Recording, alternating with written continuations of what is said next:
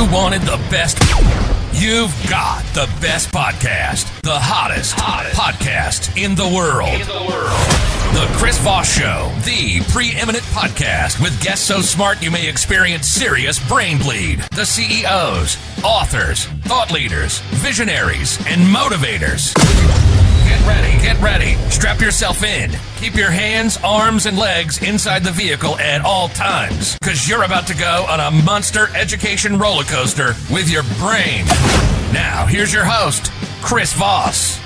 Hi, folks. It's Voss here from thechrisvossshow.com, thechrisvossshow.com, because you're about to go on a monster roller coaster with your brain. I think the guy who does the intros does it better, but what do I know? He was like some famed radio DJ guy, so we had him on the had him do the intro. But there's all sorts of stuff going on there. Welcome to the show, my big family of friends. Remember, the Chris Voss Show brings you 2 to 3 new episodes a weekday, 10 to 15 a week. The billionaires, the CEOs, the storytellers, the newsmakers, the Pulitzer Prize winners, the people who advise presidents and White Houses, and then just little old me is on the show. I bought the mics and did the artwork, and so they're just like, let the idiot boy have a podcast. 15 years we've been giving it to you. So what more do you want from me already, people? But I do know what I want from you. I would like you to listen and enjoy all the wonderful shows we have and share them. Share the love of the family. It's like a cult, but not. It's like a multi-level marketing thing, but not. But you do have to have 5 other listeners and friends and family in your downline. Thanks for the 5-star reviews. We certainly love them. Chris is a premier podcaster, someone wrote. Versatile, professional, respectful, and entertaining. Thanks for lying on that review on iTunes. We certainly appreciate it. Go give us a 5-star review on iTunes as well. Goodreads.com/Chris Voss, LinkedIn.com/Chris Voss. The LinkedIn newsletter, that thing is growing like a machine, man. I didn't even know there were that many active people on LinkedIn, but there are evidently. It's just like every day there's like a few hundred people joining the damn thing. So go see it, man. We've been running that thing for about a year, and it's awesome. Let's see, what else? Oh, there's TikTok, Chris Voss on. As always, we have the most amazing and brilliant minds on the show, or we don't let them on, damn it. That's just the rule. I don't know how I got on. I bought the mic and the logo. See how that works?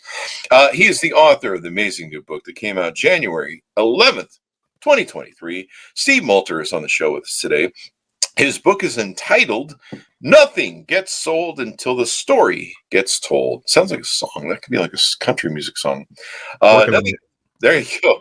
Nothing gets told until the story gets old. Anyway, enough of butchering people's book titles.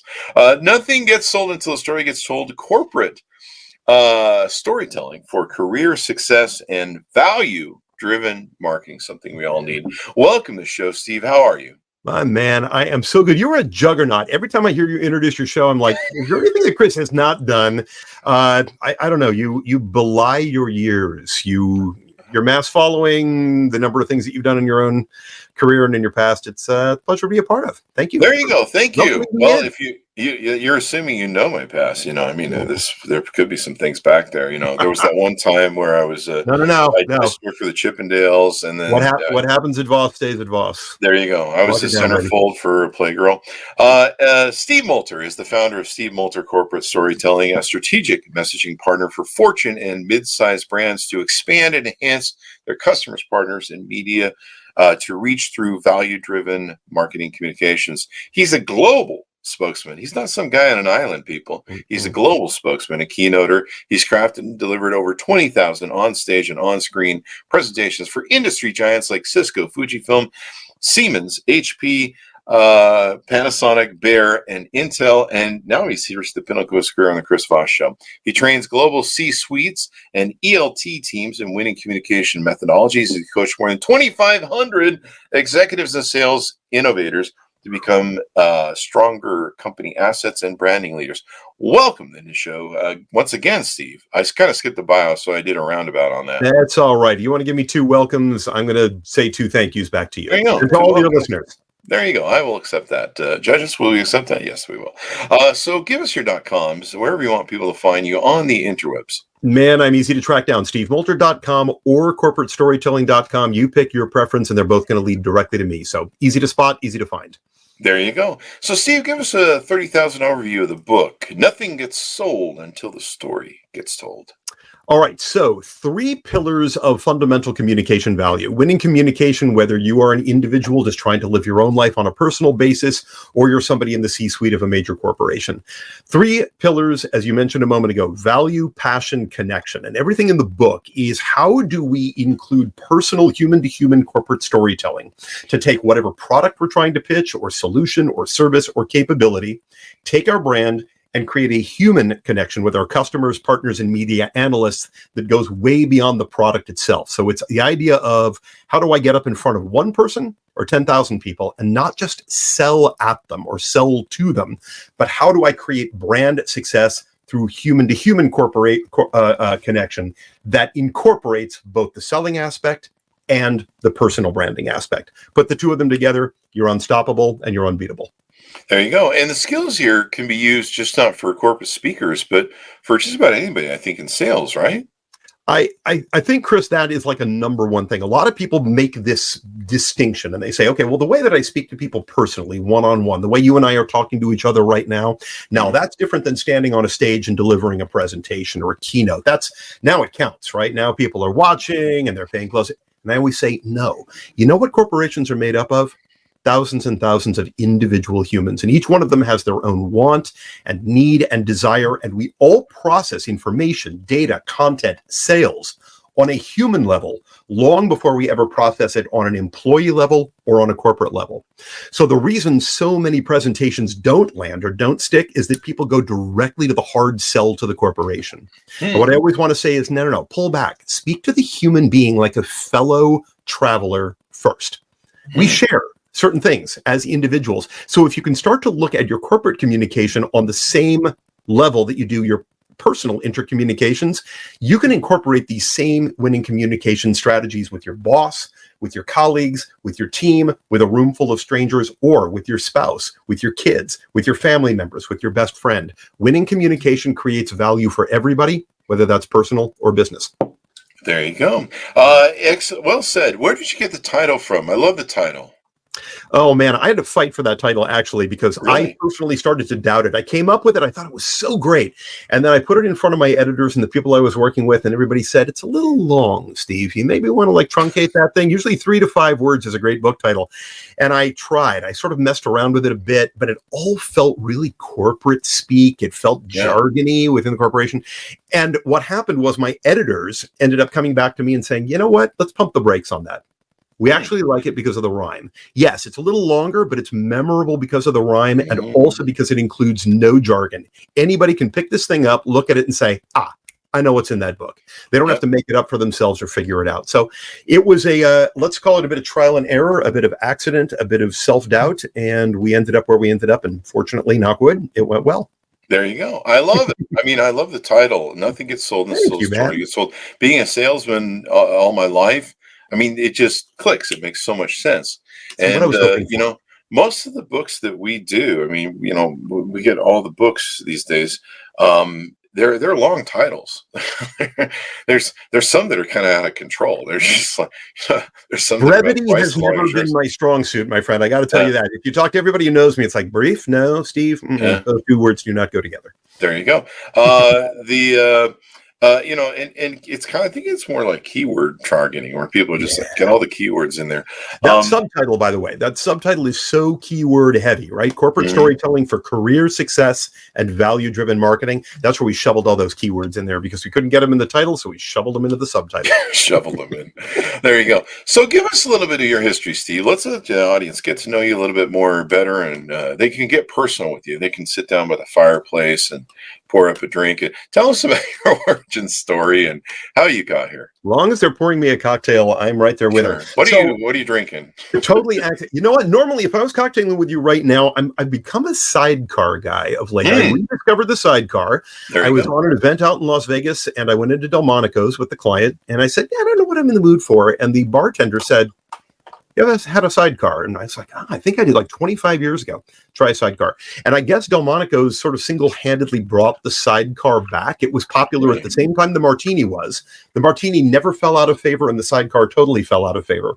And about 20 years ago, I guess the sidecar started to make a return, and man, I've fallen in love. And now it makes me wish I have water, Chris. This is unimpressive. You at least have a nice coffee mug. I don't even have that to show for it. Actually, it is impressive. I think it's good that it's in a jam jar. Does that help with anything? Yeah, that's elegant enough. I mean, I'm drinking mine in a stupid old coffee cup. But these days, you get old. You gotta hydrate. You gotta hydrate. Damn it, hydrate or die. So let's get into this. You're dodging the question, I think. Yeah, you're right. I did, didn't I? All right. So my background, it's actually, it sort of flows from exactly where you would think. I spent the first 30 years of my life as an actor. So I grew up as an actor. I was doing on-camera work. I was doing a combination of advertising and television, a little bit of film work, and a lot of stage work. Trekked all over the U.S., ended up in Chicago, which is where I live to this day. And this is back when I was about 26 years old. And I met the woman who I ended up marrying.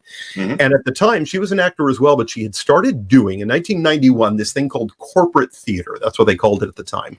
Oh. And it was still standing on a stage. Somebody gives you a script. You're going to represent the brand. And we used to be called ringers back then as well. You would hear that term of a corporation would say, well, our engineers, our developers, our designers, not the best communicators, brilliant at building software or hardware or medical devices or printing presses or whatever it happened to be, but not so good at telling the story about them. So we'd be brought in. And I did my first one in 1996 for Tivoli Systems, right after they had just been purchased by IBM. And all of a sudden, like everybody in the dot-com era, overnight gazillionaires. And they started to pick up people like me who didn't know what the hell we were talking about, but seemed to sound like we knew what the hell we were talking about. So I did one of these things, then I did another, then I did another. And about 2 years later, I woke up, looked at my girlfriend at the time, wife now, and I said, I'm not an actor anymore. She said, how do you feel about that? And I said, surprisingly good. And so it was totally accident. I would love to say that I had this epiphany and I came to it out of my sheer incredible quantities of skill and marvelous good looks and intellect. And it's none of those things. I accidentally was in the right place at the right time. And I at least was smart enough to take advantage of the open door when it was offered to me, along with the mentorship that was offered. And I seized it. And that's now been 27 years, which is hard to believe. There you go. And so you've been running your consulting or speaking agency business all this time? I actually kicked it off in 1998. So yeah, okay. We're 25 years into it here at this point. And when I first started, I was really I don't use just in a diminutive way, but I was just a speaker for organizations. They would bring me, I would come in the door, I would go to their events, trade shows, conferences, sales meetings, what have you, and speak about whatever was important to them at the time. But I paid enough attention to my clients to realize that the stories that I was being hired to tell were not actually the stories that my companies wanted to tell. They were what the either marketing leadership at the time wanted, or the shareholders wanted, or the executive team whose feet were way too far off the ground and they didn't really understand their true core market. It's what they wanted to tell because they were telling their story from an internal perspective. And I very quickly, at a relatively young age, in my early 30s, realized, you know what? That is not speaking to the audience. And I started to develop a mantra back then that became the mantra of my organization, still my mantra today. You ready for it? I'm going to lay it on you. Shoot. Don't tell them what you want to tell them. Tell them what they want to hear. Oh, I love it. I love it. You're giving me, my nipples are getting hard. No, if there's no video, it's not happening. I think that's on the Patreon. That's the extra bonus round of the show. Oh, that's in your OnlyFans. That's on the page, right? That's on the OnlyFans. Yeah. There you go. People are always trying to find the OnlyFans. What's the link to the OnlyFans, Chris? I'm like, wait, I'm disgusted that you're asking. But no, I love that. I am so tired. This is, my audience is probably going to, he's going to say it again. I am so tired of the non-rapport building, non-qualifying abuse of sales in today's corporate world. Oh, and it's the boom push, you don't even take me to dinner. You don't even take me to first base. You just go right for home, and it's just in your face. And half the time you're just going, I don't even qualify for what the fuck you're selling. Like, you're wasting your time. Yeah. Would you like to buy some time? You're wasting your time. Yeah. Would you like to buy computer wafers and manufacturing that you can resell and retail? Like, I don't do that. Yeah, like, you would just, you don't know me, man. You know what it is? I always call it speaking to the wallet instead of speaking to the human. If we get out there and we talk to people like they're nothing more than contracts, it's guaranteed failed communication. You're going to lose them out of the gate. And even if you have a powerful message, they're never going to hear it. They're never going to internalize it. They won't accept it. And they certainly won't incorporate it into their own existence and become proactive about it. We've got to meet people on their own terms and in their own language first. Get to know who they are, genuinely care about them, want to be in service of them. And that's when sales flies. That's when it really soars, but not until that point. I love it. Speak to the wallet. That describes my first 9 divorces. There you go. Again, no video, no proof. I'm sorry to keep coming back to that, Chris. Just see what my first dates are like. You can go on Facebook and see my complaints about dating. So there you go. But I love this concept of telling a story. And why are stories so important? I mean, that's kind of what we try and do on the show. Stories to me are like well, I don't want to shade your whatever your explanation is, but to me, stories are like the little lessons of life and kind of like an owner's manual. But in sales and marketing, I'm sure they're a little bit different. Tell us why story is important in getting told to get the sale. First of all, it's such a great question. It's such a vital question for all of us to communicate with. 2 things. I'm going to back up for one step first. And a lot of people confuse story because to them, a story is, well, as I was on the bus this morning coming to this sales meeting, ... There's nothing really personal in there. What you're doing is you're trying to enter with something personal, but then you're very quickly, I know you're going to get to the marketing pitch. It's coming at me. I can feel it. A genuine story is something that sort of exposes our soft, fuzzy underbelly, right? I'm going to share something with you that I know is relatively personal. I'm going to show you a bit about who I am and what makes me tick in hopes that I can find correlation with you, that you're going to look at me and say, I know that guy. He thinks the same way I do. You know what? That makes me tick as well. That gets me excited. When I said to you a moment ago, that mantra of mine, right? And you're like, oh my God, my nipples got hard. I'm not going to repeat that. But it's personal, right? This is something that you can look at me and say, I know exactly what Steve is talking about. And I can say, yep, Chris, you do, because I know this is the way you live your life as well. We create correlation. That's what a good corporate story is. And we hear a lot of failed corporate stories because they stay on the surface. They don't dig. There's nothing human that delves. So there is a really cool dude. If you've ever seen his 2016 TED Talk, his name is Yuri Hassan. And he runs the Hassan Lab at Princeton University. And the Hassan Lab is pretty remarkable at what they do. But the title of Hassan's talk is "This is Your Brain on Communication," which I thought that was really cool. So definitely check that out if you haven't seen it before. He's pretty amazing. But his concept is what we call brain coupling. It's natural synchronization. It's the idea that you and I know each other on some level long before we ever meet. We don't know each other's name. We don't know what we do. But what we know is we're both human beings who have human experiences. And my job as a speaker or as a communicator is, how do I find that correlation with you that gets you to say, I like this guy. I trust him. He's credible. I want to listen to what he has to say. I can't pitch you. I can't sell you. I can't market to you until you're ready to let me in. And it's why most marketing messages fall flat. So it's the basic idea of what Hassan says is we can get others to experience something that we ourselves have experienced based around a shared narrative. Look for what you have in common with your audience or things that might click with them or make sense to them. You immediately open yourself up. You expose a bit about your own pathos, ethos, logos, all of those words that we learned back in high school and college. You just expose enough about yourself to become a human instead of a pitch machine for your brand. And the minute you do that, your communication goes through the roof. It becomes so much more powerful and so much more valuable for your listener. You know, you hit the nail on the head, and you actually one of the formulas of the Chris Voss Show is how we sell people. We sell guests to the audience. And one thing we learned from our audience over the years is they will listen to the first 5 to 10 minutes of the show and decide if they're going to keep listening. And what they're usually listening for is, what is this guy about? What is he, what is his thing? And then who is he? And so that's why we use the format of the show. I kind of sometimes get bored with the formulaic nature of it. And I wonder if our audience does. I hope they don't. And from what I hear, they don't. I think your 5-star reviews are saying all they need to say. Well, I had to PayPal them, but don't buy reviews, people. That's the worst thing you can ever do. We've seen some podcasts that have like 5 episodes and like 10,000 reviews, and you're like, seriously? Right. But what we do is when you come in the show, we go, okay, what are you about? And this, they go, okay, I like this topic. And then we ask you to talk about your origin story, who you are. And that gives people a connection to you from what the stories you tell, and goes, I like this guy. He's like me. He's gone through, maybe some cathartic journeys or some sort of thing in life. He's a human being who started out as a human being, and he found his way through the trials and tribulations of life. Instead of just being like, hey, here's a glossed over golden boy who's just showed up and he's going to tell you how fucking great he is. That's my job. look at failure. How much more fun is it to talk about our failures than it is to talk about it? Success is bore the living hell out of people. They're like, oh, good for you. Your life is so grand. You make all this money. You got all this power, blah, blah, blah. Talk to me about where you screwed up. What did you do wrong? Because that humanizes us. Again, it allows people to see there's no separation. When I'm speaking, okay, so if I'm on a stage in front of 4 people, or I'm on a stage in front of literally an arena with 20,000 people in it, you know one of the first things I do? I step off the stage. I leave it. And I go walk around with people. I go and I sit down next to people sometimes, like a free seat. You know what? I'm tired. I'm going to sit down next to you. I'm going to do this next little bit sitting next to you.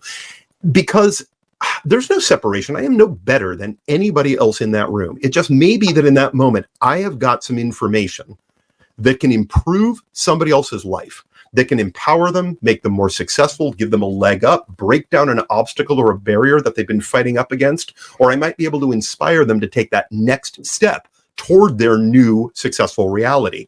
That doesn't make me any better. It just means I've got a bit of information today that you can use. Tomorrow, I get to be the one sitting out there listening to somebody else who may have that bit of information that makes my life better. We serve one another. True winning communication is about service. It's not about braggadocio. It's not about how much I know and how little you know. It's how can I help, benefit, support, serve you. That's what it's all about. It was interesting to me, servant leadership. It was interesting to me. We had somebody on recently who was talking about how they spent like 2 hours or something with Bill Clinton. And I'm not getting into politics, people. We play it in the middle. Come on, stop it. Just listen to what I have to say. And I hear this a lot with presidents and people that have this sort of elegance. And he sat in a room. They were stuck there for like an hour or two. And so he was there with Hillary and Bill in an office, and they were just kind of waiting for something. I don't remember what the scenario was. And Bill the whole time was asking him questions about who he was. He wasn't saying, hey, I'm the president or I'm the ex-president and you should see what the hell I did over here. None of that.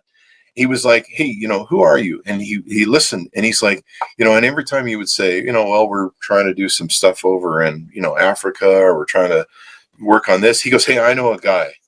And it was just like, he goes, I will hook you up with this. I know a guy that you can talk to in Africa who will help you achieve what you're trying to do. Mm-hmm. And the whole time, that's the whole time what it was.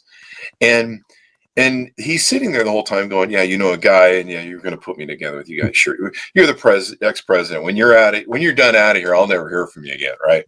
And the whole time the guy was, Bill Clinton was like really into him and had that charm that Bill Clinton does, and really does. And they say a lot about presidents that have that sort of quality, because they've done tours and meeting 1 million people traveling around the country. That's kind of the interesting litmus test that we have as a country for politicians.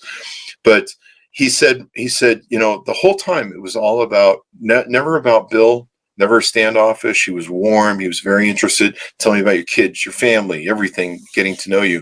Mm-hmm. And when he left, he followed through on every one of those promises, every single one of those promises. Regardless of your politics, what a great way to have that connection and make it all about someone else instead of about yourself. What we talked about today, pushing yourself on people. And what you want to sell. Can I share a story? I thought of like 3 stories while you were telling that story, which is so cool. I don't know if you've read Desmond Morris. Desmond Morris is a British behavioral scientist who specialized in concepts of dominance and submission. We can think of all communication in terms of dominance and submission. At any given time, one person is going to be more dominant, the other is going to be more submissive. And in a good conversation, everybody shares that, right? Right now, a moment ago, you were the dominant one. I was the submissive one. Right now, I'm being the dominant. You're being the submissive. It's great. Perfect. Mm-hmm. We have to pay for this? We have to get creepy about it. No. We've already gone there twice in this episode. So it's a callback, Joe. But it's the idea that charismatic leaders, right? What is charisma? Dave Stacoviak talks about this a lot in his podcast, right? In his business leadership podcast. What is charisma? Charismatic leaders tend to feel high inner status and demonstrate low outer status. At the same time, they are gifting their audience with high status. Meaning, Bill Clinton, we'll just use him as an example since you just brought him up. He's like, you know what? I'm the president. Do I need to get out there and tell everybody I'm the president or was the president? No, I don't. So how about if I diminish myself a little bit? And how about if I try to empower the people I'm talking to and give them higher status than me? So even though on the outside, on the inside, he knows he's high status. Let's not screw around here, right? Yeah. But he's choosing in his interaction with somebody else to demonstrate lower status and gift that higher status to his audience. It's brilliant. Same thing happened. Sorry to stay on the Democrat side. Again, no politics here, but I have a dear friend and colleague, Christian Galvez, over in Cologne, Germany. And Chris got a chance to interview Obama about 5 years ago. And it was like the highlight of Chris's career, that it was one-on-one, him and Obama on stage for 45 minutes together as the ex-president, but it was talking about the nature of the European economy. And he said an amazing thing happened at the end of 45 minutes. He had 12,000 people sitting in an arena in front of them. He said at the end, of course, he asked the final question. He thanked Obama. They stood up. The audience stood up and applauded. And he said Obama did an incredible thing. He didn't look out to the audience. He stayed with Chris. And the first thing he did is put his hands on Chris's shoulder while the audience is standing there and applauding and said, I really enjoyed that interview. You did such a fantastic job. Congratulations. This was loads of fun. I appreciated it. And then he turned to the audience. Wow. Most celebrities, what are they going to do? They're going to go right to give me the applause. I want that love. I want it all on me. And Chris was like, holy crap, this guy, he took that extra time with me to make me feel. I've got the ex-president of the United States, and he took this time for this nobody German to tell me what a great job I did and to gift me with higher status. And I love that. I love that concept. So your story, it clicked into a third story that I don't want to dominate too much time in the conversation, but maybe we'll get to that story. I'll save it for a moment in case we accidentally end up there together. There you go. And this is what I love is worrying about the other people and not worrying about yourself. And there's kind of an ego. Is the problem that our ego gets in the way as to why we're trying to push selling something rather than worrying about what other people want? It's actually, here's what's interesting, Chris. I would argue that it's actually the other way around. Oh. It's that people are insecure, and it's the constant need to say, I belong here. I need to make sure that you understand how smart I am and how much I know, and that you never stop to doubt why you're in this conversation with me or think, you know what, maybe Steve doesn't bring a whole lot of value to the table, and maybe I wasn't wise to invite him on my podcast. I don't know if he's given much value. And because I'm scared of that, I'm going to overspeak and I'm going to prove to you, no, I'm worth it. And I think that's where a lot of that ego comes in, is people feel they're chasing validation from whoever they're speaking to. And a lot of speakers who get up on stage, I get the sense that's what they're doing. I need to make sure that none of you out there are wondering whether or not I know my shit. I want to make sure that you all know how amazing I am, and therefore I'm going to talk at you. I won't communicate with you. I'm not going to engage. I'm not going to encourage your participation and make it a conversation. I'm going to lecture you so you never forget how good I am. And it comes from insecurity, not ego. There you go. That's interesting. And maybe that's why people don't respect it, is because they see you're insecure. Maybe there's a little bit of suspicion, like, aha, you're full of shit, as George Carlin would say. Trying to talk your way out of this nonsense. No crap on me, man. Yeah. That makes sense. That explains why it's a turnoff. People look to a leader for confidence, and there's more so to a quiet confidence than someone who has to go tell everybody, who they are and all that good stuff. Very interesting. One thing you talk about in the book that comes out to me as an interesting topic is how to add personal passion to your talk that inspires equal passion in your listeners. Passion and emotion is a big thing in sales. I mean, if you don't sell, from that aspect, there's very few people that you're going to sell to that are, logically going to buy something. People buy from emotion. It's really true, right? If you compare equal products, right? So this is the way I'll tend to put it, especially when I'm working with a team of execs somewhere. Is I'll say, all right, you're in the market for a vehicle, and you're going to choose between the equal lines of the BMW, the Mercedes, the Lexus, the Audi, the infinity, right? Let's say those are your 5 cars that you're trying to choose between. And every one of those manufacturers is going to give you their white papers, they're going to give you their brochures, they're going to send you their website, and they're going to show you all of the specs, all the data, the metrics, the numbers, the measurements that show why their vehicle is the best vehicle. This is the problem with most sales, right? People get out there and they try to give you everything that's amazing about their product. And what the client, what the customer, what the audience is thinking is, yeah, you know what? Your competitor told me the exact same thing an hour ago. And your other competitor is going to tell me the same thing an hour from now. You've all got your reasons why you're the best. And it ends up leaving the customer in the dust, because what they end up saying is, I can't tell the difference between any of you. You all say yours is the best. You all make a great product. So you know what I'm going to do? I'm going to say, screw all that. I'm going to go on gut instinct. My dad was a BMW guy. I've always had nice BMWs. I'm buying a BMW. And everybody else is saying, well, why did we lose that sale?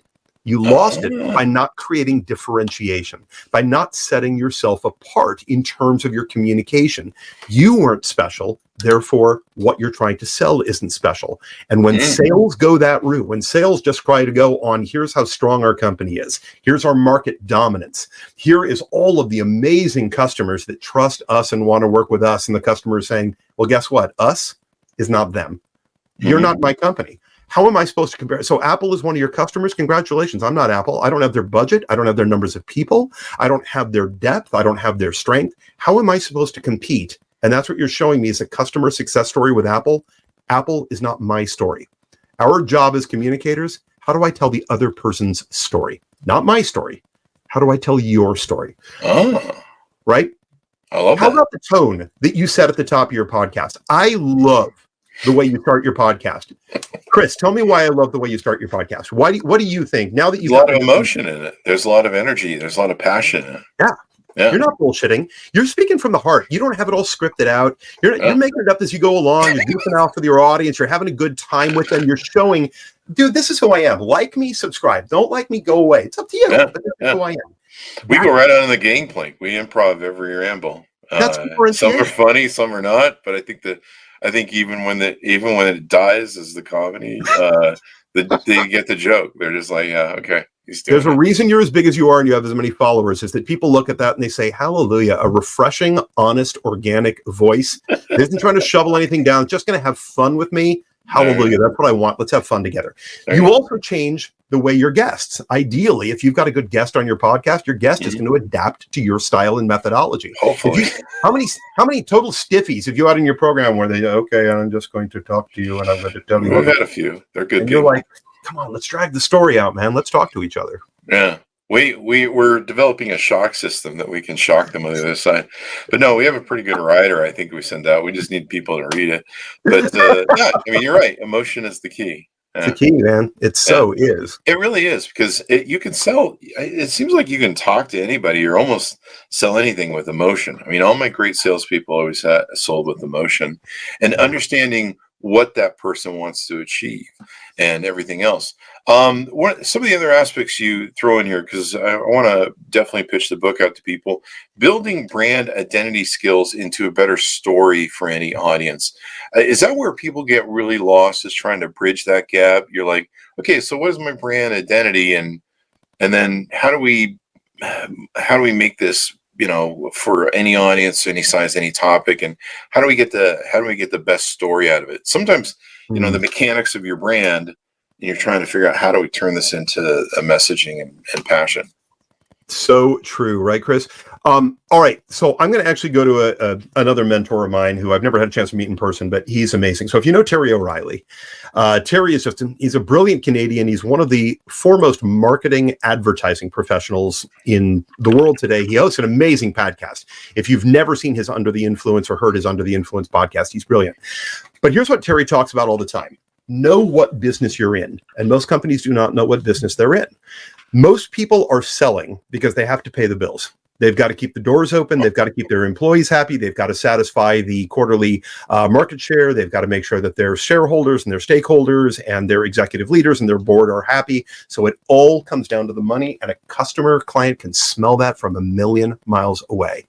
Yeah. What they will always embrace is a brand that creates a story that connects to them. So, for example, when people ask, well, what business? You ask people, what business is McDonald's in? McDonald's in the fast food business? Absolutely not.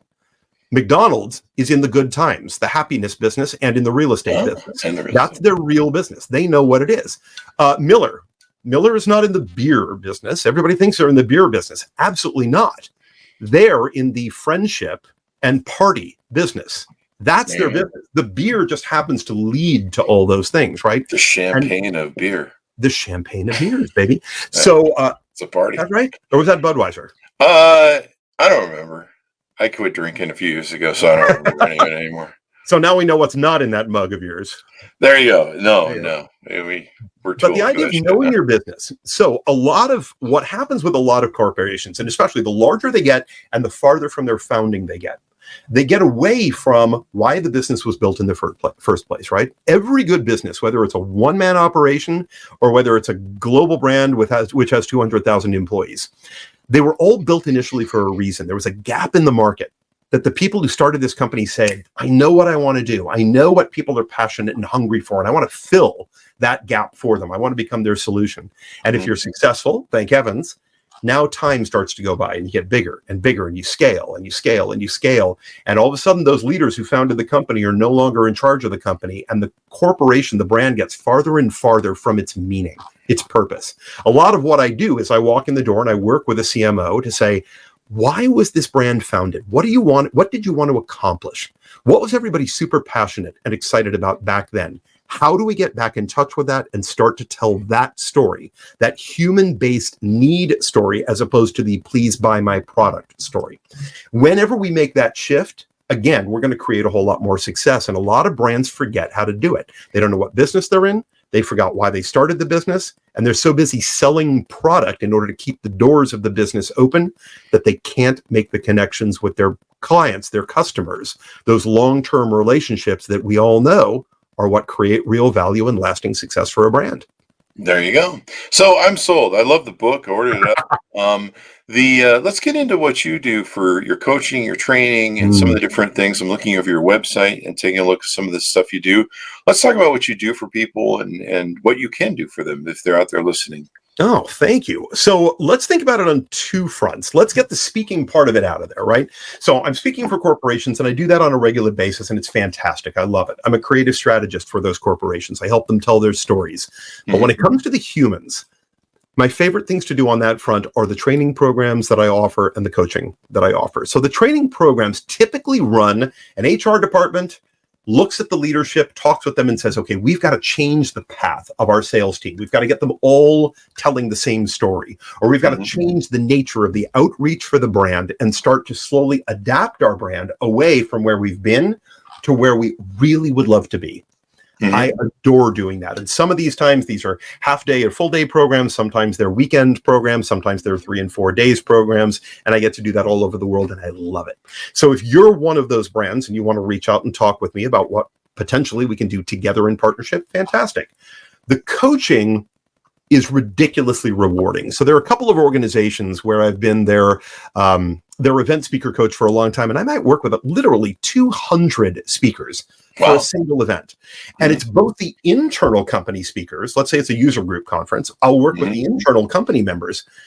But the really smart event planners, they also give me as a gift, as a service to their partners and their customers who want to deliver breakout sessions at those same event, at that same event. And they'll say, well, guess what?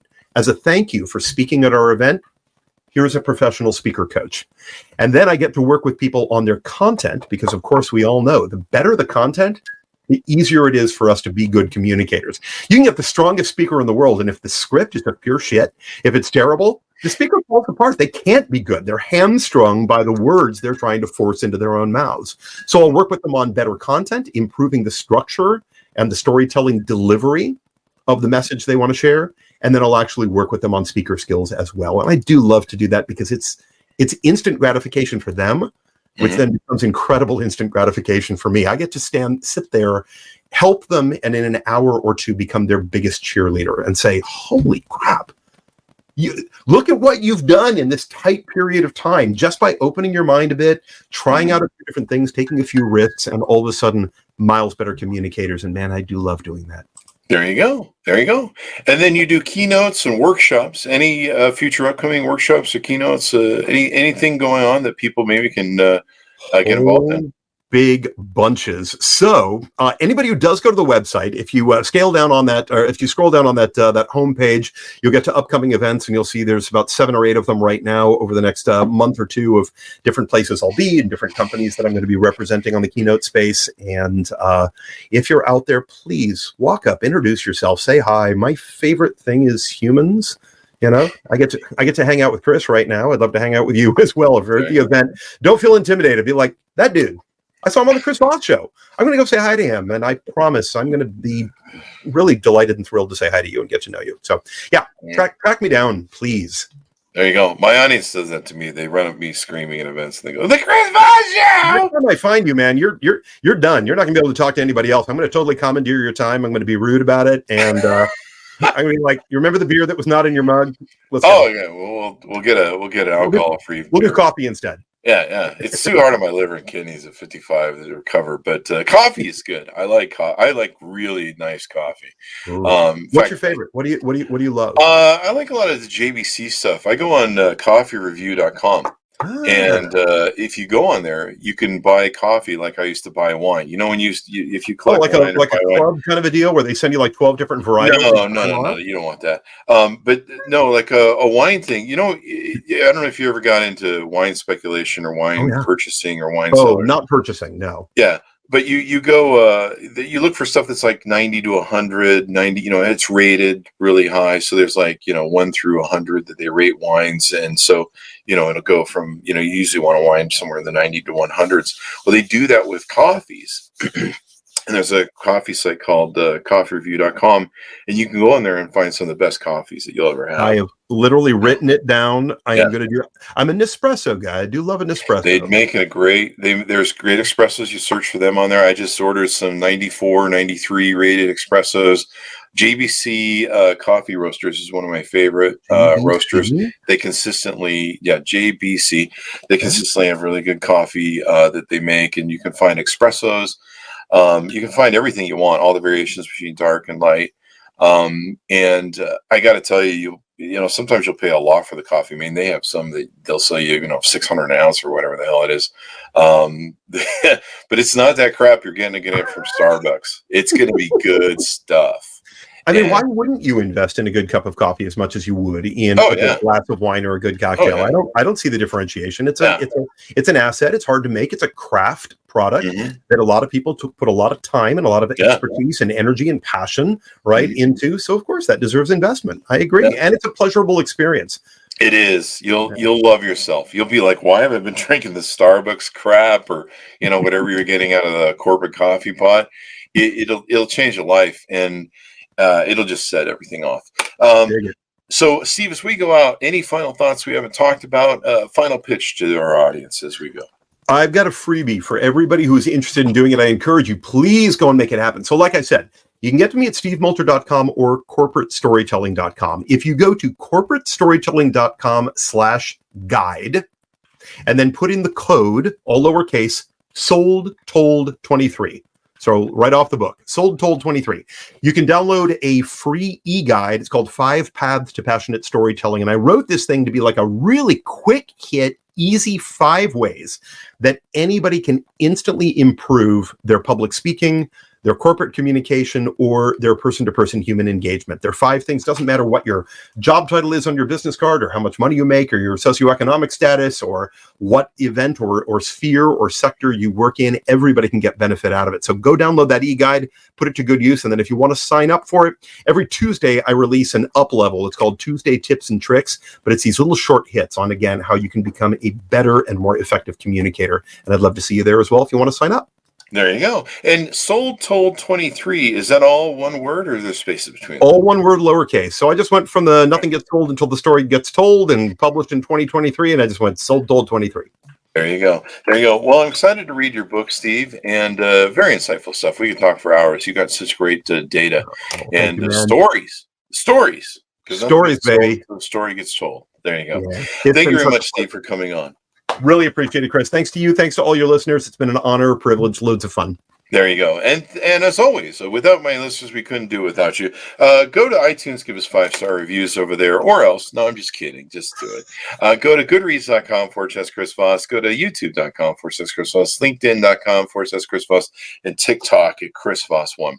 Thanks for tuning in. Be good to each other. Stay safe and tell some good stories. We'll see you next time. I forgot to mention.